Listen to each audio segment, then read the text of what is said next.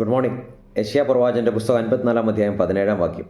നിനക്ക് വിരോധമായി ഉണ്ടാക്കുന്ന യാതൊരു ആയുധവും ഫലിക്കുകയില്ല. ന്യായവിസ്താരത്തിൽ നിനക്ക് വിരോധമായി എഴുന്നേൽക്കുന്ന എല്ലാ നാവിനെയും നീ കുറ്റം വിധിക്കും.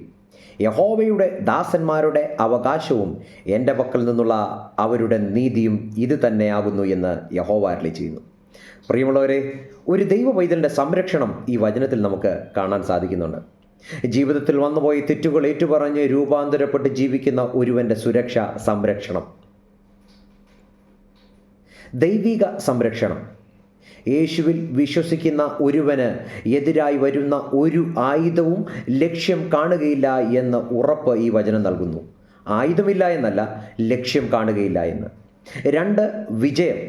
ശത്രുക്കളുടെ ആരോപണങ്ങളെയും പ്രവൃത്തികളെയും വിരോധമായി സംസാരിക്കുന്ന നാവുകളെയും അതിജീവിക്കാൻ ദൈവം വിശേഷമായ ശക്തി നൽകും എന്ന് കാണാൻ സാധിക്കുന്നു. 3, അവകാശം. ഈ സംരക്ഷണവും നീതിയും ദൈവത്തെ ആശ്രയിക്കുന്നവർക്ക് ലഭിക്കുന്ന വലിയൊരു അവകാശമാണ്. എങ്കിൽ ഈ വചനത്തിൽ വിശ്വസിക്കുക. ഈ വചനം തീർച്ചയായിട്ടും നമ്മുടെ ജീവിതത്തിൽ ഇന്ന് പ്രവർത്തിക്കും. God bless you.